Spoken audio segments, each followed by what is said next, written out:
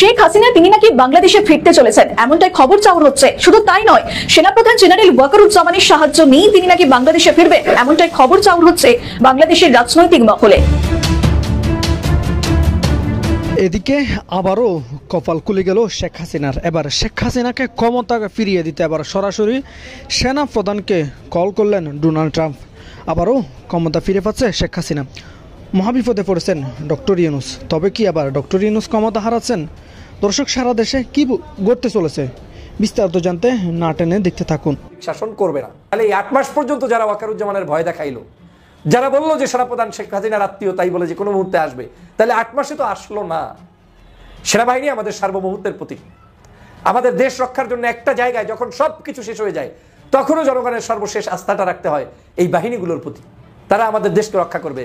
আমাদের সাধারণ নাগরিকরা বিশৃঙ্খল পরিস্থিতি তৈরি করলে সেটাকে সুশৃঙ্খল করার জন্য তারাই মাঠে ময়দানে থাকবে। গতকাল রাত থেকে ডক্টর ইউনূস সরকারের বিভিন্ন সিদ্ধান্ত, জাতীয় নাগরিক পার্টির বিভিন্ন অ্যাক্টিভিটিস, এগুলোর বিরুদ্ধে যখন বিএনপি কথা বলছে, বিশেষ করে রাষ্ট্রপতি, সেনাপ্রধান সম্ভবত তাদের খুব আপন লোক হয়ে গেছে। আর তাদের যে আপন লোক হয়েছে ভাবনাটাকে আরো প্রমাণ করে শেখ হাসিনার অনুসারী যেসব কুতুবরা আছেন, গাউসরা আছেন, হ্যাঁ আমি জানি না কি বলা হয়, অনুসারীরা বিশেষ করে, তারা কিন্তু কাজে নেমে গেছে। আবার তারা কি আসলে কাজে নামলো নাকি শেখ হাসিনা তারা রেতে কাইটা দিছিল এতদিন বোঝা যায় নাই। যেমন তখন এই গল্পটা এই জন্য বললাম যে আমাদের যারা এই যে তরুণ রাজনীতিবিদ যারা আছেন, এরা এরকম নাপিতের মতো মানে যারে পায়ে কাটা দিতেছে। এটা থেকে যে টিটেনাস হইতে পারে, এটা যে কাটাছেড়ার আগে অ্যানেস্থেসিয়া দিতে হয়, এগুলো অনেক কিছুই তারা জানে না বা জানার চেষ্টাও করছে না। তারা মনে করছে আমরা সর্বজান্তা, আমরা গণ অভ্যুত্থান করে ফেলেছি, এখন দেশের মালিক আমরা। ব্যাপারটা অনেকটা এরকম। বা সেনাবাহিনীর শীর্ষ কর্মকর্তাদের দিকে ইঙ্গিত করে যে তারা ক্ষমতাচ্যুত আওয়ামী লীগকে পুনর্বাসনের চেষ্টা করছে, এমন বক্তব্য তুলে ধরে এক ফেসবুক স্ট্যাটাস দিয়ে জনগণকে সেনাবাহিনীর বিরুদ্ধে খেপিয়ে তোলার প্রচেষ্টার পর আর রাজপথে ওয়াকার না হাসনাত হাসনাত হাসনাত স্লোগান ওঠার পর থেকেই জরুরি অবস্থা জারি হতে যাচ্ছে কিনা এই নিয়ে ঢাকায় বাংলাদেশে একটা দমবন্ধ পরিস্থিতি যাচ্ছে। নানা রকম আশঙ্কা, অনেকে আবার একরকম জরুরি অবস্থা জারি হলে সেনাবাহিনীর একটা প্রকাশ্য কর্তৃত্ব এলে বোধহয় স্বস্তির একটা সময় ফিরে আসবে, স্থিরতার সময় ফিরে আসবে বলে অনেকে একরকমের আশাবাদও ব্যক্ত করছেন। জরুরি হ্যাঁ দর্শক, সেনাবাহিনী প্রধান ওয়াকারুজ্জামানের আসলে নির্দেশেই এই ঘটনা ঘটেছে এবং এই পর্যন্ত জাতি যে দেখবে এটা নিজেও চিন্তা করতে পারেনি। দর্শক, ভিডিওটা কতটা চাঞ্চল্যকর হতে চলেছে নিশ্চয়ই আপনারা ভিডিও শিরোনাম এবং ইন্ট্রো দেখে বুঝতে পারছেন। দর্শক, এরকম একটি ঘটনা ঘটবে যা সেটা কেউ চিন্তা করতে পারেনি। চলো আমরা সরাসরি প্রতিবেদন দেখবো, তাহলে সকল উত্তর আপনারা পেয়ে যাবেন। তবে ছোট করে রিকোয়েস্ট, চ্যানেলে যদি নতুন হয়ে থাকেন তো অবশ্যই চ্যানেলটিকে সাবস্ক্রাইব করবেন নিত্য নতুন সকল আপডেট পাওয়ার জন্য। চলুন ভিডিওটি দেখা যাক। বাংলাদেশে ফিরতে চলেছেন এমনটাই খবর চাউর হচ্ছে। শুধু তাই নয়, সেনাপ্রধান জেনারেল ওয়াকারুজ্জামানের সাহায্য নিয়ে তিনি নাকি বাংলাদেশে ফিরবে এমনটাই খবর চাউর হচ্ছে বাংলাদেশের রাজনৈতিক মহলে। শেখ হাসিনা নাকি বাংলাদেশে ফিরতে চলেছেন, তিনি নাকি এখন দিল্লিতে নয় কলকাতাতে রয়েছেন এমনটাই খবর উঠে আসছে। তবে কি হাসিনার দেশে ফেরা শুধু সময়ের অপেক্ষা? শোনা যাচ্ছে ট্রাম্পের নির্দেশে ভারত পথ দেখাচ্ছে হাসিনাকে, আর সেইভাবেই এগোচ্ছেন বাংলাদেশের সাবেক প্রধানমন্ত্রী শেখ হাসিনা। এমনকি সে দেশের সেনাপ্রধান জেনারেল ওয়াকারুজ্জামানের সাহায্য নিয়েই দেশে ফিরতে চলেছেন তিনি। বাংলাদেশের অন্তর্বর্তী সরকারের প্রধান উপদেষ্টা কোন রকম ভূমিকা না করে জানিয়ে দিয়েছেন বাংলাদেশে আওয়ামী লীগকে নিষিদ্ধ করার কোনো পরিকল্পনা নেই সরকারের। ইন্টারন্যাশনাল ক্রাইসিস দল যখন সাক্ষাৎ করতে যায় তখন একথা বলেন ইউনূস। এই দল আগে জানিয়েছিল ভারতের সঙ্গে সম্পর্ক রাখতে হবে বাংলাদেশকে, অন্তত বাংলাদেশের উন্নয়নের জন্য, কারণ তখন প্রবলভাবে ভারত বিদ্বেষ জাগ্রত ছিল বাংলাদেশের অন্তরে।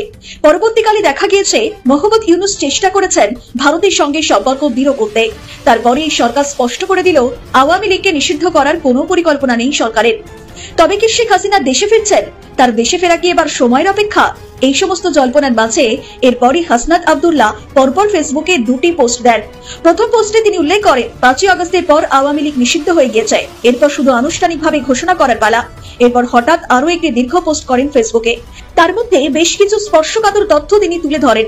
তিনি সেখানে উল্লেখ করেছেন 11ই মার্চ ক্যান্টনমেন্টে একটি মিটিং হয়েছে, সেই মিটিং এ চাপ দেওয়া হয়েছে, বলা হয়েছে একটি রিফাইন্ড আওয়ামী লীগ আসবে, সেই দলটি আগামী নির্বাচনে অংশগ্রহণ করবে। আর সেই মিটিং এ বহু তর্কাতর্কিও হয় এবং তারপরে তারা সেখান থেকে বেরিয়ে আসে। তারপরে দেখা গিয়েছে হাসনাদের তরফে আওয়ামী লীগকে নিষিদ্ধ করার জন্য বহু মিছিল বিক্ষোভ। মূলত তারপর থেকে সেনাপ্রধানের সঙ্গে তাদের ক্ষোভ চরমে ওঠে। তবে রাজনৈতিক বিশ্লেষকরা বলছেন হাসিনা সরকারের পতনের পর থেকে থেকে বাংলাদেশের পরিস্থিতি ক্রমশ খারাপ থেকে খারাপতর হয়েছে। আইন শৃঙ্খলার অবনতি হয়েছে, খুন ধর্ষণ ডাকাতির ঘটনা চলছে বাংলাদেশে, যা কোনোভাবেই নিয়ন্ত্রণে রাখা যাচ্ছে না। এমনকি পুলিশের সঙ্গে বা আইন শৃঙ্খলা বাহিনীর সঙ্গে বসে আলোচনা করেননি ইউনূসের সরকার। এমন খবর সামনে আসেনি। আর এই পরিস্থিতিতে নির্বাচন অত্যন্ত প্রয়োজন, যাতে স্থায়ী সরকারকে নিয়ে আসা যায়। সেটা কতটা মোহাম্মদ ইউনূস চাইছেন সেটা নিয়ে দ্বিমত রয়েছে। তবে এটা স্পষ্ট হয়েছে, বাংলাদেশের প্রশাসনিক স্তরে সেনাবাহিনী, উপদেষ্টা মণ্ডলী এবং ইউনূস বাহিনী এমন 3 ভাগে বিভক্ত হয়ে যাচ্ছে। ফলে অত্যন্ত জটিল পর্যায়ে পৌঁছচ্ছে বাংলাদেশের বর্তমান পরিস্থিতি। আর তার উপর হাসনাদের ফেসবুক পোস্ট ঘিরে শুরু হয়েছে নানা জল্পনা। হঠাৎ তার এই পোস্টে সেনানিবাসের বৈঠক, সরকারের অন্তরে গোপন কথা যা সাধারণ মানুষের জানার কথা নয়, সেই সমস্ত পুঙ্খানুপুঙ্খ বিবরণ দিয়ে বিস্ফোরক পোস্ট দিয়ে ফেললেন হাসনাত। তবে বক্তব্য একটাই, সেনাপ্রধান উল্টো চাল শুরু করলে কি করবেন ছাত্র নেতারা? পাশাপাশি তার উপর যদি শেখ হাসিনা বাংলাদেশে আসেন, তবে ছাত্র নেতাদের কি করণীয়? এই প্রশ্নই এখন জোরালো হচ্ছে। Bureau report. আসসালামু আলাইকুম। আওয়ামী লীগের অনেক নেতাকর্মীরা মনে করছেন এই মুহূর্তে ডক্টর ইউনূস সরকারের বিভিন্ন সিদ্ধান্ত, জাতীয় নাগরিক পার্টির বিভিন্ন অ্যাক্টিভিটিস, এগুলোর বিরুদ্ধে যখন বিএনপি কথা বলছে, বিশেষ করে রাষ্ট্রপতি, সেনাপ্রধান, সম্ভবত তাদের খুব আপন লোক হয়ে গেছে। আর তাদের যে আপন লোক হয়েছে ভাবনাটাকে আরো প্রমাণ করে শেখ হাসিনার অনুসারী যেসব কুতুবরা আছেন, গাউসরা আছেন, হ্যাঁ আমি জানি না এদের কি বলা হয়, অনুসারীরা বিশেষ করে, তারা কিন্তু কাজে নেমে গেছে। আবার তারা কি আসলে কাজে নামলো নাকি শেখ হাসিনা তারা রেতে কাইটা দিছিল এতদিন বোঝা যায় নাই। যেমন শিবিরের যিনি ঢাবির সভাপতি, তিনি কিন্তু ছাত্রলীগের রাজনীতি করছেন, তাই না? পদে ছিলেন কিনা জানি না, বাট এখন তো ভাইসা উঠছেন। এরকমও হইতে পারে যে আগে তারা অন্তরে বিএনপি ছিল, ক্যাম্পাসে হয়তো আওয়ামী লীগ ছিল। আবার এই আন্দোলনের যে 2 নেতা সার্জিস, হাসনাত, এরা তো আওয়ামী লীগ করছে, মানে ছাত্রলীগ করছে, পরে তারা তবা করে ফেলছে, জুলাই আগস্টের সময় তারা নেতৃত্ব দিছে। এরকমও হইতে পারে। ঘটনার প্রেক্ষাপট কোথায়?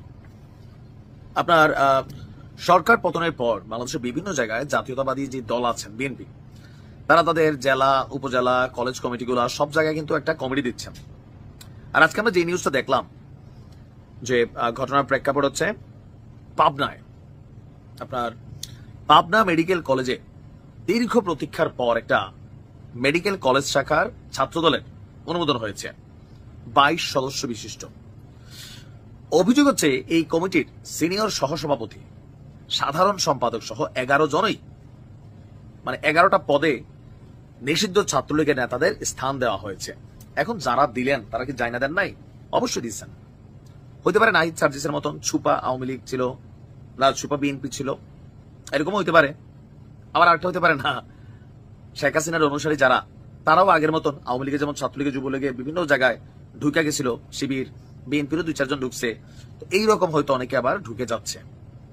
তো তোমরা আমাদের করছিলে, আমরা তোমাদের সাথে আপাতত থাকি। কেউ আবার স্বেচ্ছায়ও করতেছেন পিঠ বাঁচানোর জন্য। আর গতকালকে দুপুরে জাতীয়তাবাদী ছাত্রদলের কেন্দ্রীয় সভাপতি রাকিবুল ইসলাম রাকিব এবং সাধারণ সম্পাদক নাসির উদ্দিন নাসির এই কমিটির অনুমোদন দেন এবং আগামী 30 দিনের মধ্যে কমিটিটি পূর্ণাঙ্গ করে কেন্দ্রে জমা দেওয়ার নির্দেশ দেওয়া হয়। আর আমরা তো দেখি পাবনা মেডিকেল কলেজ নবগঠিত ছাত্রদলের কমিটি এবং নিষিদ্ধ ছাত্রলীগের বঙ্গবন্ধু হল শাখার পূর্বের কমিটি বিশ্লেষণ করে দেখা যায়, শাখা ছাত্রদলের নবনির্বাচিত সাধারণ সম্পাদক হাসিব ওরফে শুভ, তিনি ছাত্রলীগের হল শাখার যুগ্ম সাধারণ সম্পাদক ছিলেন। সিনিয়র সহসভাপতি যিনি আছেন আমিনুল ইসলাম তানিম, তিনি ছিলেন তথ্য ও গবেষণা বিষয়ক সম্পাদক। সহসভাপতি রাহুল রায়, তিনি ছিলেন বিজ্ঞান এবং প্রযুক্তি বিষয়ক সম্পাদক। সিনিয়র যুগ্ম সাধারণ সম্পাদক শেখ আল ফায়েদ, তিনি ছিলেন গণশিক্ষা বিষয়ক সম্পাদক। সহ সাংগঠনিক সম্পাদক ইয়াসির আরাফাত ছিলেন ছাত্রলীগের আপ্যায়ন বিষয়ক সম্পাদক। এছাড়া যুগ্ম সাধারণ সম্পাদক পদ পাওয়া তরিকুল ইসলাম, তিনিও ছাত্রলীগের যুগ্ম সাধারণ সম্পাদক পদে ছিলেন। আরেক যুগ্ম সাধারণ সম্পাদক হাবিবুর, তিনি ছিলেন ছাত্রলীগের সমাজসেবা সম্পাদক। আরেকজন যুগ্ম সম্পাদক আপনার তাসরিফ আলম, তিনি ছিলেন হল ছাত্রলীগের দপ্তর সম্পাদক। এছাড়া যুগ্ম সাধারণ সম্পাদক স্বাধীন মিয়া, সাংগঠনিক সম্পাদক নাসিরউদ্দিন নাবিল, প্রচার সম্পাদক সামিন রাফিদ আরোহ, এরা প্রত্যেকেই ছাত্রলীগের সক্রিয় কর্মী হিসেবে দায়িত্ব পালন করেছেন। তো যাদের বিরুদ্ধে অভিযোগ আসছে তাদের বক্তব্য কি? তাদের বক্তব্য, ভাই আমি করতাম না, তবে আমি হলে থাকার কারণে কে বা কারা কমিটিতে আমার নামটা যুক্ত করে দিয়েছিল, আমার অনুমতি না নিয়েই তারা আমাকে ছাত্রলীগের হল কমিটিতে রেখেছিল। আমি অন্তরে ছাত্রদল লালন করি, বিশ্বাসযোগ্য হইতে পারে। কারণ যখন একটা জায়গায় হয় কি, আপনি দলের নাম না লড়িয়ে ভেজাল, তখন অনেকে বাধ্য হইয়া ছাত্রলীগ করছে, আবার অনেকে অন্তর থেকেও করছে। আওয়ামী লীগ আগামী 2-4-5 বছর আসবে কিনা সন্দেহ আছে। যে বিশাল নেতাকর্মী এলাকাতে বা কলেজে বুতাম টুতাম খুলে অভ্যাস, এরা তো পারবে বাটে মামলা খাবে, বিএনপির লোকবল দরকার, আবার হইতে পারে এরা পুরোনাই ছাত্রদল, ওই আর কি, মানে মিল্লা জিল্লা চলতেছে। ভালোই, ভালো থাকো। আসসালামু আলাইকুম। দেশ বিদেশ টিভি থেকে হুসেন বলছি, আমার চ্যানেলে সবাইকে স্বাগত। একটা গল্প আছে, মানে নাপিতের গল্প। এটা অনেকেই হয়তো জানেন, তারপরে আমি বলি। মানে এক নাপিতের কাছে এক লোক গিয়ে বলছিল যে তার একটা বড় ফোড়া হয়েছে, তো এটা কাটা দরকার, ডাক্তারের কাছে যাইতে হবে, সার্জনের কাছে যাইতে হবে। তখন ওই নাপিত বলছিল যে আর ডাক্তারের কাছে যাওয়ার দরকার কি, গিয়ে টাকা পয়সা দিবা, আমার কাছে আসো, আমি তোমাকে খুঁট দিয়ে একটু কাইটা দিয়ে ঠিক হয়ে যাবে। এবং সত্যি সত্যি সে কাইটা দিচ্ছে এবং এটা ভালো হয়ে যায়। এরপরে মানে ওই নাপিতের কাছে লাইন দিছে সবাই, কোনো কিছু কাটা ছিঁড়ার দরকার হইলে সে খুঁট দিয়ে কাইটা দেয় আর ভালো হয়ে যায়। এখন এই সার্জন যারা আছে অপারেশন করে, তাদের রোগী কমতে থাকে এবং তারা সবাই বলল যে এই নাপিতরে তো শাস্তি দেওয়া দরকার, সে আমাদের ভাত মাইরা ফেলতেছে। তখন তাদের একজন বলল না, এটা করা ঠিক হবে না, আমাদের দরকার মানে একে বুঝাইয়া মানে বলা যে এরকম করাটা ঠিক নয়, কারণ এইরকম করলে রোগীর বিপদ হইতে পারে, টিটেনাস হইতে পারে, এটা করা এরকম নিয়ম না, মানে তাকে জ্ঞানটা দিতে হবে। এখন তারা যখন তাকে ডেকে তাকে সব জ্ঞান দিয়ে দিচ্ছে, তখন নাপিত আর কেউ আসলেও সে আর কাটে না। সেও বলে না, এটা কাটলে এরকম অসুবিধা, টিটেনাস হয়ে যাবে, অ্যানেস্থেসিয়া দিতে হবে, ইত্যাদি ইত্যাদি। তখন এই গল্পটা এই জন্য বললাম যে আমাদের যারা এই যে তরুণ রাজনীতিবিদ যারা আছেন, এরা এরকম নাপিতের মতো, মানে যারে পায়ে কাটা দিতেছে। এটা থেকে যে টিটেনাস হইতে পারে, এটা যে কাটাছেড়ার আগে অ্যানেস্থেসিয়া দিতে হয়, এগুলো অনেক কিছুই তারা জানে না বা জানার চেষ্টাও করছে না। তারা মনে করছে আমরা সর্বজান্তা, আমরা গণ অভ্যুত্থান করে ফেলেছি, এখন দেশের মালিক আমরা। ব্যাপারটা অনেকটা এইরকম দাঁড়াইছে। এখন হঠাৎ করে হাসনাত আব্দুল্লাহ পরশুদিন তিনি ফেসবুকে স্ট্যাটাস দিয়েছেন যে তারা তিনজন গিয়েছিলেন সেনানিবাসে এবং ঊর্ধ্বতন কর্মকর্তাদের সাথে তাদের বৈঠক হয়েছে এবং সেনা কর্মকর্তারা তাদের প্রস্তাব দিচ্ছেন যে প্রাক্তন স্পিকার শিরিন শারমিন, আওয়ামী লীগ নেতা সাবির হোসেন চৌধুরী, তাপস, তাদের নেতৃত্বে নতুন বিশুদ্ধ আওয়ামী লীগ তৈরির জন্য। এখন এইটা এসে তিনি ফেসবুকে স্ট্যাটাস দেওয়ার পরে গরম হয়ে গেছে সবকিছু, এবং এই নাগরিকরা তারা বিপরীত অবস্থান নেয়। তারা বলছে যে এটা সেনাবাহিনীর হস্তক্ষেপ রাজনীতিতে, এবং এটা নিয়ে রাজনীতিতে মিশ্র প্রতিক্রিয়া দেখা দেয়। কেউ সেনাবাহিনীর ভূমিকাকে পজিটিভ বলছেন, তাদের এই ডিসিশনকে, আবার কেউ কেউ এটা সমালোচনা করেছেন। এখন কেউ কেউ বলছেন যে এই যে হাসনাত সার্জিসরা তারা সেনাবাহিনীকে জনগণের মুখোমুখি দাঁড় করিয়ে দিয়েছেন এবং সেনাবাহিনীকে বিতর্কিত করছেন। এখন এই সব কিছু উত্তেজনার মধ্যে আমরা শুনতে পেলাম যে আজ সোমবার ঊর্ধ্বতন সেনা কর্মকর্তাদের বৈঠক ডাকা হয়েছে এবং উদ্ভূত পরিস্থিতি নিয়ে কিভাবে মোকাবেলা করা যায় সেটার একটা সিদ্ধান্ত হতে পারে। এখন সেখানে হাসনাত বা সার্জিস বা আসিফ মাহমুদ তাদের ব্যাপারে আলোচনা হতে পারে। সেনাবাহিনী তাদেরকে কি পরামর্শ দিবে, কি সতর্কতা দিবে, কি করবে না করবে, সেনাবাহিনীর করণীয় কি, এখানে এটাও সিদ্ধান্ত হইতে পারে। এখন হাসনাত যে স্ট্যাটাস দিয়েছিলেন সেনাবাহিনী নিয়ে, এইটার স্ট্যাটাসের পর তাদের যে পার্টি নাগরিক পার্টির মধ্যেও বিরূপ প্রতিক্রিয়া আছে। কেউ কেউ বলছেন যে হাসনাতের এই স্ট্যাটাসটা দেওয়া ঠিক হয়নি, এটা শিষ্টাচার বহির্ভূত। এখন ধারণা করা হচ্ছে যে হাসনাতদেরকে হুঁশিয়ারি করা হতে পারে, তাদেরকে সেনাবাহিনীকে বিতর্কিত করার কারণে। এখন দেশের যে আইন শৃঙ্খলা পরিস্থিতির অবনতি হচ্ছে, তার পিছনেও কেউ কেউ মনে করেন এই নেতারা দায়ী, তারা অযথাই ইস্যু তৈরি করছেন। এখন এক্ষেত্রে তারা যে যত্রতত্র হুঙ্কার দিয়ে বেড়াচ্ছেন ছাত্র নেতারা, তাদের অনেক অ্যাচিভমেন্ট আছে, এটাও ঠিক, কিন্তু তারা বুঝে হোক না বুঝে হোক তারা কিন্তু রাজনৈতিক অস্থিতিশীলতাও তৈরি করছেন তারা। এখন সেনাবাহিনী তাদের ওই অস্থিতিশীলতা বন্ধের জন্য তাদেরকে হুঁশিয়ারও করে দিতে পারে এবং তাদের এই হুঙ্কার বন্ধ হয়ে যেতে পারে অচিরেই। মানে ব্যাপারটা অনেকটা সেনাবাহিনী বলতে পারে যে তোমরা তো ঘুঘু দেখছো, এখনো ফাঁদ দেখো নাই। অথবা তাদের কারো কারো নামে যে চাঁদাবাজির অভিযোগ আছে এই নাগরিকদের, এই যে কোটি টাকার ইফতারের আয়োজন করে ফেললো, তারা কোথায় টাকা পেল, এইসব তদন্ত করার জন্য সেনাবাহিনী সরকারকে অনুরোধ করতে পারে এবং এইটা করতে গিয়ে হয়তো কেউ কেউ ফেঁসেও যেতে পারে। আর সেনাবাহিনী যদি আরো হার্ড লাইনে যেতে চায়, তবে বিশেষ করে হাসনাতের রাজনৈতিক কেরিয়ারে ফুল স্টপ করে যেতে পারে।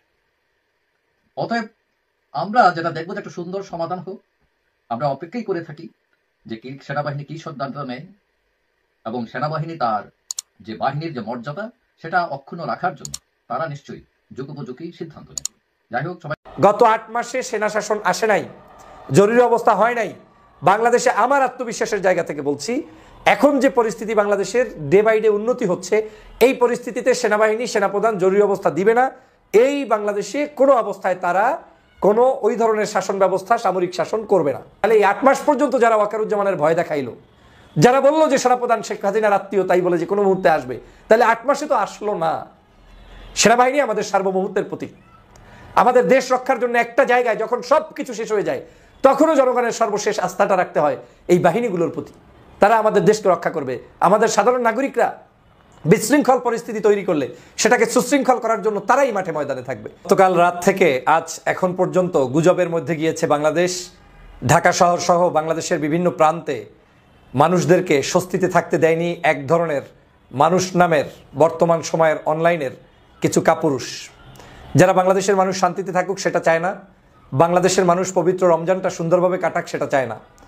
রাতভর গুজবের মধ্য দিয়ে তারা প্রচার করেছে বাংলাদেশে যে কোনো মুহূর্তে জরুরি অবস্থা জারি হতে পারে, সেনাপ্রধান ক্ষমতা নিয়ে নিতে পারে, সেনাবাহিনীর ভিতরে বিদ্রোহ চলছে, বিভিন্ন নানা কিসিমের বিভ্রান্তমূলক তথ্য জাতিকে উপস্থাপন করে বাংলাদেশি মানুষকে বিষিয়ে তুলেছে।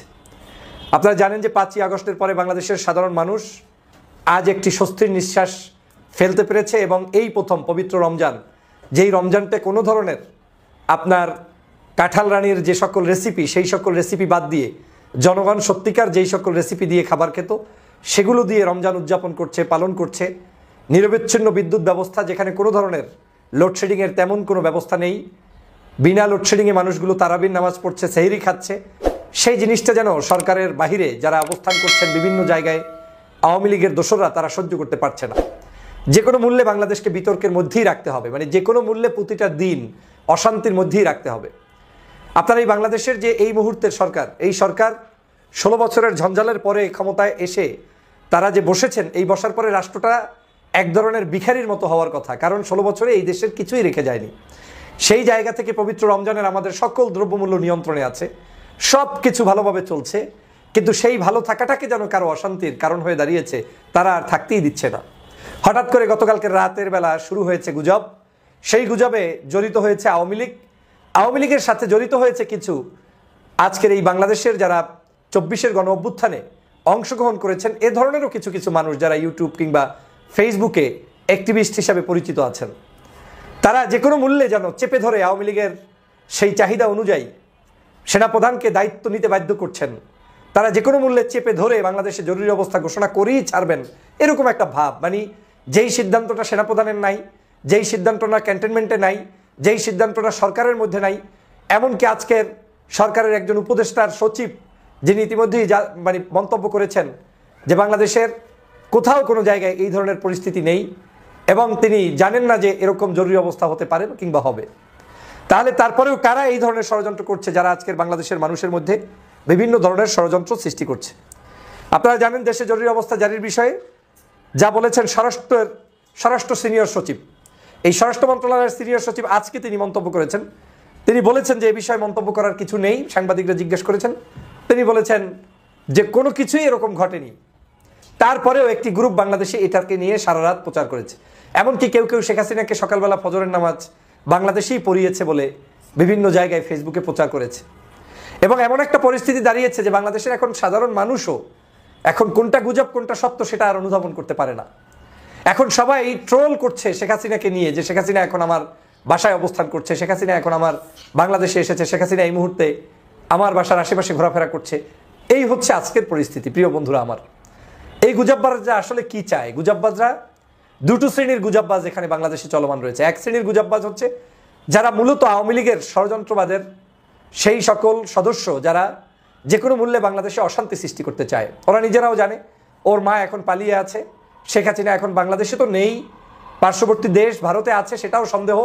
অনেকেই মন্তব্য করছেন তিনি সেখান থেকে পালিয়ে বেড়াচ্ছেন, কেউ বলছেন ভারতের মধ্যে এক সিটি থেকে আরেক সিটিতে যাচ্ছেন, আবার কেউ মনে করছেন তিনি দেশ থেকে ওই দেশ থেকে পালিয়ে অন্য কোনো দেশে চলে গিয়েছেন। তো যেই নেত্রী তার নিজেরই অস্তিত্ব নাই, জানান দিতে পারছে না, সেই নেত্রী আবার বাংলাদেশে আসবে, এটা বিশ্বাস করা যায়? আমি গত কয়েকদিন পর্যন্ত আপনাদেরকে চ্যালেঞ্জ শুরু দিয়ে বলেছিলাম যে বাংলাদেশে গত 8 মাসে সেনা শাসন আসে নাই, জরুরি অবস্থা হয় নাই। বাংলাদেশে আমার আত্মবিশ্বাসের জায়গা থেকে বলছি, এখন যে পরিস্থিতি বাংলাদেশের ডে বাই ডে উন্নতি হচ্ছে, এই পরিস্থিতিতে সেনাবাহিনী সেনাপ্রধান জরুরি অবস্থা দিবে না। এই বাংলাদেশে কোনো অবস্থায় তারা কোনো ওই ধরনের শাসন ব্যবস্থা সামরিক শাসন করবে না। এর অনেকগুলো কারণ আছে। এই সেনাপ্রধান সেই সকল ঝামেলার মধ্যে যেতে চায় না। গণতন্ত্রের প্রতি শ্রদ্ধা রেখে 5ই আগস্ট শেখ হাসিনাকে বাংলাদেশ থেকে কৌশলে তাড়ানোর ব্যবস্থা করে দিয়েছেন, বাংলার মানুষকে মুক্ত করে দিয়েছেন। সেনাবাহিনীও আমাদের সাথে একজন যোদ্ধা এবং পার্ট অফ দিস আমাদের এই মুভমেন্টের মধ্যে তিনিও একটা পার্ট। সেই জায়গা থেকে, আমার বিশ্বাসের জায়গা থেকে বলছি, তারা কখনোই নেবেন না। হ্যাঁ, তবে আমাদের মতো এই বাংলাদেশে আমরা যারা বলছি যে তারা নেবেন না, কিন্তু এই বিশ্বাসটা অবিশ্বাসে রূপান্তরিত হতে পারে তাদের মতো কিছু ব্যক্তিগোষ্ঠীর কারণে, যারা চেপে ধরে সেনাবাহিনী প্রধানকে যে কোনো মূল্যে ক্ষমতা নেওয়ার জন্য উৎসাহ প্রদান করছেন। সেনাবাহিনী বারবার বলছে নিব না, তারপরেও আপনি বলছেন নিবে। সেনাবাহিনী বারবার বলছে কোনো দুরভিসন্ধি নাই, তারপরেও আপনি বলছেন দুরভিসন্ধি আছে। এভাবে করে করে জেনারেল ওয়াকারুজ্জামানকে যদি কেউ ফাঁপিয়ে তুলে, ফাঁসিয়ে তুলে, কিংবা তাকে ক্ষিপ্ত করে তুলে, তখনকার পরিস্থিতি কি হবে সেটা নিয়ে আমার কোনো অগ্রিম মন্তব্য নেই। কিন্তু আমার ধারণা এখন পর্যন্ত সেই ধরনের সুযোগ পরিস্থিতি বাংলাদেশে হয়নি। তাহলে আপনারা কেনই বা ভাই সারা রাত গুজব করে, কেনই বা ভাই যে কোনো নিউজের কোনো আগামাতা না পেয়ে সাথে সাথে জাতির কাছে সেটাকে ভিউ ব্যবসার জন্য কিংবা ভিন্ন কোনো উদ্দেশ্যে আপনি সেটা প্রচার করে জনগণকে কেন বিভ্রান্ত করলেন?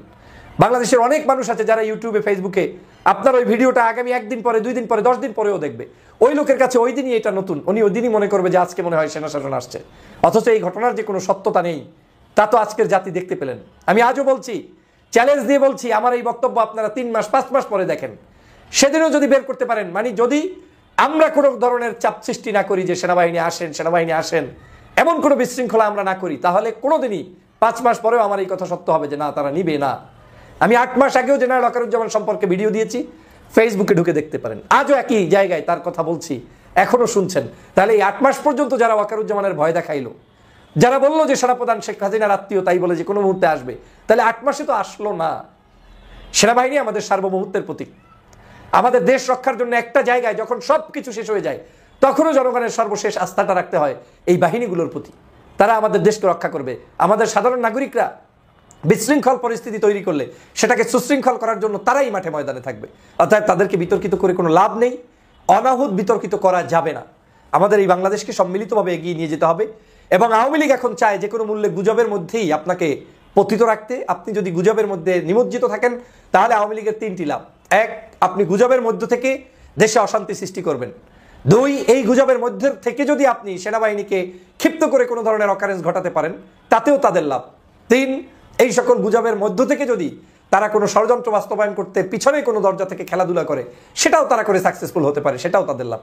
এবং তার চেয়েও ভয়াবহ হচ্ছে, তারা আপনাকে দিয়েই গুজব রটনা করাচ্ছে। মানে আপনি যাদের পন্থী, ফর এক্সাম্পল আপনি বাংলাদেশের সেনাবাহিনীকে পছন্দ করেন, স্বাধীনতা সার্বভৌমত্ব রক্ষার প্রতীক, আপনি বিএনপি, জামাত, চরমনাই, হেফাজত এদেরকে পছন্দ করেন, আপনার মতো লোক দিয়ে যদি সে গুজব রটাতে পারে, তাহলে সবচাইতে এদের সেফটি জোন হচ্ছে এটা। আর সেটাই আমার কাছে মনে হচ্ছে গত 2-1 দিন পর্যন্ত এবং পূর্বেও বেশ কিছু জায়গায় আমাদেরকে গুজব রটিয়ে রটিয়ে বিতর্কিত করা হচ্ছে। দেখেন, আপনাকে যে লোক তাল দিচ্ছে, যে পিছন থেকে আপনাকে উচকে দিচ্ছে, সে বিপদের সময় আপনার পাশে থাকবে না। এবং বাংলাদেশের আজকে আপনাকে উচকে দিয়ে অনেককে অনেক বিপদের মধ্যে ফেলানো হয়েছে ইতিমধ্যেই, তাদের পাশে কিন্তু তারা থাকবে না, কারণ তাদের উদ্দেশ্য ভিন্ন এজেন্ডা বাস্তবায়নের জন্য। অতএব গভীরভাবে পর্যবেক্ষণ করতে হবে। আমাদের দেশে বিভিন্ন ষড়যন্ত্র চলছে, ষড়যন্ত্র সম্পর্কে সচেতনতা অর্জন করতে হবে এবং আমাদেরকে সেই পথে এগিয়ে যেতে হবে। নিজের দেশপ্রেম, নিজের যোগ্যতা এবং নিজের দেশের প্রতি কমিটমেন্ট, এটা সবার আগে জাহির করতে হবে। দেন অন্যের ত্রুটি বিচ্যুতি আমাদেরকে ধরতে হবে। আমাদের এই পবিত্র মাহে রমজানের এবং ঈদের এই প্রাককালে আমাদের জনতার প্রতি আহ্বান থাকবে, আসুন আমরা সবাই মিলে ঐক্যবদ্ধভাবে বাংলাদেশকে এগিয়ে নিয়ে যাই, গুজব মুক্ত একটি বাংলাদেশ গঠন করি এবং বাংলার মানুষের কল্যাণে আমরা সম্মিলিতভাবে কাজ করি। সবাই ভালো থাকবেন, সুস্থ থাকবেন, শান্তিতে থাকবেন এবং আপনাদেরকে নিশ্চিত করছি, আমি ঢাকা শহর থেকেই বলছি, কোথাও কোনো সমস্যা নেই, সব আরামে চলছে, মানুষ ভালো আছে, খাদ্য, বস্ত্র, বাসস্থানের কোনো অভাব নেই। রমজান মাস এত সুন্দর সুশৃঙ্খলভাবে হয়েছে যেটা আমি ভাষায় প্রকাশ করতে পারবো না। আমি অন্তর্বর্তীকালীন এই সরকারকে ধন্যবাদ জানাই, বিশেষ করে বাণিজ্য মন্ত্রণালয়ের যে দায়িত্বে আছেন উপদেষ্টা জনাব বশির আহমেদ সাহেবকে ধন্যবাদ জানাই, যে নীরবে নিবৃতে ক্যামেরার সামনে না এসে পিছনে থেকে এত সুন্দরভাবে রমজান মাস আমাদেরকে অতিবাহিত করার সুযোগ করে দিয়েছেন, দ্রব্যমূল্য নিয়ন্ত্রণে রাখতে পেরেছেন। আপনাকে, ডক্টর মোহাম্মদ ইউনূস সাহেবকে এবং বাংলাদেশ সেনাবাহিনীর প্রধান জেনারেল ওয়াকারুজ্জামান সাহেব সহ দেশপ্রেমিক সবাইকে ধন্যবাদ জানিয়ে বিদায় নিচ্ছি। আল্লাহ হাফেজ। শুক্রবার হাসনাত আব্দুল্লাহ সেনা প্রধান বা সেনাবাহিনীর শীর্ষ কর্মকর্তাদের দিকে ইঙ্গিত করে যে তারা ক্ষমতাচ্যুত আওয়ামী লীগকে পুনর্বাসনের চেষ্টা করছে, এমন বক্তব্য তুলে ধরে এক ফেসবুক স্ট্যাটাস দিয়ে জনগণকে সেনাবাহিনীর বিরুদ্ধে খেপিয়ে তোলার প্রচেষ্টার পর আর রাজপথে ওয়াকার না হাসনাত, হাসনাত, হাসনাত স্লোগান ওঠার পর থেকেই জরুরি অবস্থা জারি হতে যাচ্ছে কিনা এই নিয়ে ঢাকায় বাংলাদেশে একটা দমবন্ধ পরিস্থিতি যাচ্ছে। নানা রকম আশঙ্কা, অনেকে আবার আবার একরকম জরুরি অবস্থা জারি হলে সেনাবাহিনীর একটা প্রকাশ্য কর্তৃত্ব এলে বোধহয় স্বস্তির একটা সময় ফিরে আসবে, স্থিরতার সময় ফিরে আসবে বলে অনেকে একরকমের আশাবাদও ব্যক্ত করছেন জরুরি অবস্থা আসবার। আবার যারা আওয়ামী লীগ সমর্থকদের একটি অংশ মনে করছেন যে সেনাবাহিনী যেহেতু ইনক্লুসিভ ইলেকশনের কথা বলছে, রিফাইন্ড আওয়ামী লীগের কথা বলছে, পরিশুদ্ধ আওয়ামী লীগ হলে তাদের নিয়ে নির্বাচনের কথা বলছে, হয়তো আসলে জরুরি অবস্থা এলে আওয়ামী লীগের এক রকমের পুনর্বাসন ঘটবে এবং আওয়ামী লীগ রাজনীতিতে ফিরে আসতে পারবে এবং সারা দেশ জুড়ে তাদের নেতাকর্মীদের উপর যে অব্যাহত নির্যাতনের ঘটনা ঘটছে তা থেমে যাবে। কাজেই নানা রকম আশাবাদ আশঙ্কা আছে। সবই জরুরি অবস্থা কি জারি হতে যাচ্ছে, হলে কবে হচ্ছে, এই প্রশ্নগুলোকে ঘিরে আমাকে যদি জিজ্ঞেস করেন, আমি বলবো যে জরুরি অবস্থায় এই মুহূর্তেই জারি হয়ে যাবে তা হয়তো ভাববার কোনো কারণ নেই। তবে এটা সত্যি, যেমনটা আমি বলে আসছিলাম, হাসনাত আব্দুল্লাহর এই স্ট্যাটাস প্রকাশিত হওয়ার পর থেকেই যে ওয়াকার না হাসনাত এই স্লোগান যখন উঠে গেছে তখন বুঝতে হবে হয় ওয়াকার থাকবেন নইলে হাসনাত থাকবেন, না হলে দুজনেরই পতন হবে। এই অপশনগুলোর বাইরে আসলে কোনো অপশন নেই। তো সেক্ষেত্রে প্রথমেই যদি আবার সেই আলাপে যাই যে কেন হাসনাত আব্দুল্লাহ এই সময়ে সেই স্ট্যাটাস দিলেন এবং পরবর্তীতে আইএসপিআর নেত্র নিউজকে যেই প্রতিক্রিয়া জানালো তাতে বোঝা যাচ্ছে যে সেনাপ্রধান এবং হাসনাত আব্দুল্লাহ সার্জিস আলমদের মধ্যে একেবারেই বাবা ছেলের সম্পর্ক ছিল। সেনাপ্রধান তাদের ছেলের মতো দেখতেন আইএসপিআর বলেছে, এবং আসলে সেনাপ্রধানের শক্তিতেই বলিয়ান হয়ে হাসনাত সার্জিসরা সারা বাংলাদেশে একটা ত্রাসের রাজত্ব কায়েম করেছিলেন। সার্জিস আলমের পরবর্তী স্ট্যাটাসে বোঝা যায় যে সেনাপ্রধান 25শে ফেব্রুয়ারি বিডিআর হত্যাকাণ্ডে নিহতদের স্মরণে সামরিক বাহিনীর পরিবারগুলো এবং সামরিক সদস্যদের সামনের এক স্মরণ সভায় যখন মিডিয়ার সামনে বলে ফেললেন এনাফ ইজ এনাফ, তারপর থেকেই আসলে হাসনাত সার্জিসদের একটা জানবার ইচ্ছা ছিল এবং যে কি কারণে তিনি তেমনটা বলেছেন, এবং সম্ভবত সেনাপ্রধান সে কথা নানাভাবে অথবা সরাসরি হাসনাত সার্জিসদের বলছিলেন যে এসব নৈরাজ্য আর বাড়তে দেওয়া যাবে না। কিন্তু আপনি যাদের অনেক বাড়তে দিয়েছেন তারা বাড়াবাড়ি ছাড়া আসলে আর কোন খেলা দেখাবেন, মানে তারা গ্যালারির উদ্দেশ্যে কি খেলতে থাকবেন, মানে ভাঙচুর, লুটপাট, অগ্নিসংযোগ, দাঁত কিরমির করে কথা বলা কিংবা হুমকি দেওয়া, গুড়িয়ে দেব, ভেঙে দেব বলা ছাড়া আসলে হাসনাতের কি বা দেওয়ার আছে। কাজে এমন একটা পরিস্থিতিতে সম্ভবত এক রকমের রীতিমতো দেউলিয়া হয়ে পড়ে এবং দেয়ালে পিঠ ঠেকে যাওয়ায় হাসনাতকে সেনাপ্রধানের বিরুদ্ধে ওই স্ট্যাটাসটি দিতে হলো। হাসনাতের পেছনে কি তাহলে আর কেউ ছিল? হয়তো ছিল। সেনাবাহিনীর ভেতরে যেই পক্ষটি ওয়াকারপন্থী নয় তারা ছিল, যারা সেনাপ্রধান সরে গেলে সেনাপ্রধান হওয়ার সম্ভাবনা দেখেন তারা ছিল, তারা হয়তো উস্কেছেন যে হাসনাত এমন একটা স্ট্যাটাস দিয়ে দিতে পারেন। কাজে এখন সেনাপ্রধানকে কি করতে হবে? দেখুন, সেনাপ্রধানকে আরেকটি কাজ আসলে করতেই হবে, সেটি হচ্ছে একই সঙ্গে হাসনাত আব্দুল্লাহরা আরেকটি খবর প্রকাশ করে দিয়েছেন, আসিফ মাহমুদ বর্তমান উপদেষ্টা তার সাক্ষাৎকারের ভিত্তিতে, যে সেনাপ্রধান ভীষণভাবে বিরোধী ছিলেন ডক্টর ইউনূসকে অন্তর্বর্তীকালীন সরকারের প্রধান করায়। সেনাপ্রধান ডক্টর ইউনূসকে একজন কনভিক্টেড পারসন, মানে একজন অপরাধী, অভিযুক্ত ব্যক্তি, দণ্ডপ্রাপ্ত ব্যক্তি হিসেবে মনে করেন, এবং মনে করেন যে বাংলাদেশের 30-40% জনগণ যারা আওয়ামী লীগ সমর্থক তারা তাকে গ্রহণযোগ্য মনে করেন না, সে কারণে তার অন্তর্বর্তীকালীন সরকারের প্রধান হওয়া উচিত হয়নি। তো এমন একটা পরিস্থিতিতে কি আপনি দেখেন যে ওয়াকার সাহেব যদি টিকেও যান, জেনারেল ওয়াকার যদি টিকেও যান সেনাপ্রধান হিসেবে, তিনি কি তাহলে ডক্টর ইউনূসকে অন্তর্বর্তীকালীন সরকারের প্রধান রেখে বাংলাদেশকে একটা স্থিতিশীল অবস্থা উপহার দিয়ে নির্বাচনের দিকে হাঁটিয়ে নিয়ে যেতে পারবেন? যেমনটা তিনি বলেন 18 মাসের মধ্যে নির্বাচন, আসলে সেটা সম্ভব হবে না। কাজেই জরুরি অবস্থা জারির দিকে বাংলাদেশকে হয়তো হাঁটতে হবে, হয়তো জরুরি অবস্থা জারি হতে পারে। তবে তার চেয়েও যেটা আমার কাছে অনেক বড় সম্ভাবনা বলে মনে হয় সেটা হচ্ছে 1/11 মতো আরেকবার আসলে 1/11 সময় কি ঘটেছিল, ইয়াজউদ্দিন, প্রেসিডেন্ট ইয়াজউদ্দিনের কে রাষ্ট্রপতি রেখে কিন্তু একটা উপদেষ্টা পরিষদ তখন বাংলাদেশের সরকার হিসেবে কাজ করছিল। 1/11 সময় মইনু আহমেদ গিয়ে আসলে সেই উপদেষ্টা পরিষদ ভেঙে দিলেন এবং নতুন সরকার গঠিত হলো এবং সেই সরকারের প্রধান হলো ফখরুদ্দিন আহমেদ।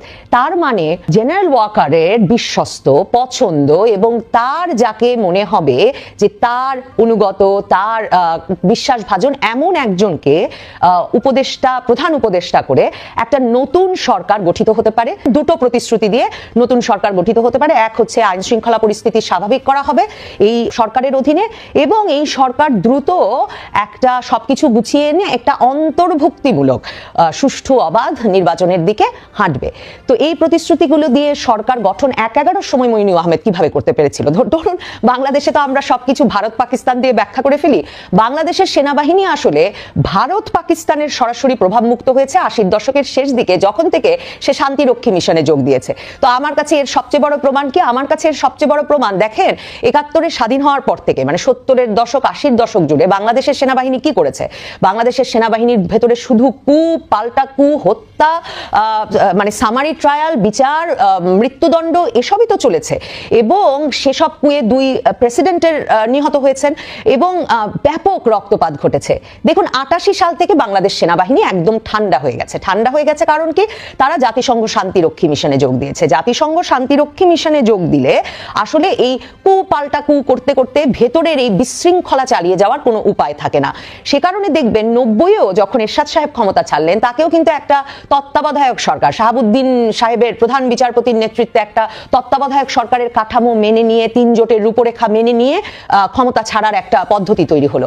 কিভাবে সেই পদ্ধতিগুলো বা ১-১১ সেগুলো কার অ্যাপ্রুভালে, কারা অনুমোদন দিল? যেই পক্ষগুলো অনুমোদন দিল মইনুল আহমেদ তাদের সম্পর্কে স্পষ্টত তার স্মৃতিকথায় লিখেছেন যে পশ্চিমা দেশগুলো এসে সেনাবাহিনীকে, ৩ বাহিনী প্রধানকে ১-১১ আগে বলল যে এই দেশে বাংলাদেশে যদি সকলের অংশগ্রহণে নির্বাচন অনুষ্ঠিত না হয়, তখন বিএনপি একতরফা নির্বাচনের প্রস্তুতি নিচ্ছিল, যদি নির্বাচনটি হয়ে যায় তাহলে পশ্চিমা দেশগুলো জাতিসংঘকে বলবে যে বাংলাদেশের সেনাবাহিনীর সদস্যদের যাতে কোনোভাবেই শান্তিরক্ষা মিশনে আর না নেওয়া হয়। তার মানে জাতিসংঘের এই শান্তিরক্ষা মিশন দুভাবে যে প্রভাব বিস্তার করতে পারে, দুটো প্রভাবই বাংলাদেশের দেখা হয়েছে। এক, পশ্চিমা দেশগুলো এসে বলতে পারে, তারা জাতিসংঘকে বলবে যে জাতিসংঘ যাতে আর বাংলাদেশকে না নেয় যদি তাদের প্রেসক্রিপশন অনুযায়ী নির্বাচন, রাজনীতি এসব না চলে। আর এবার জাতিসংঘের ভলকার টুর্ক যেটা বলেছেন ২৪-এ যেটা হয়েছে, যে তারা বলেছেন জাতিসংঘ থেকেই বলা হয়েছে।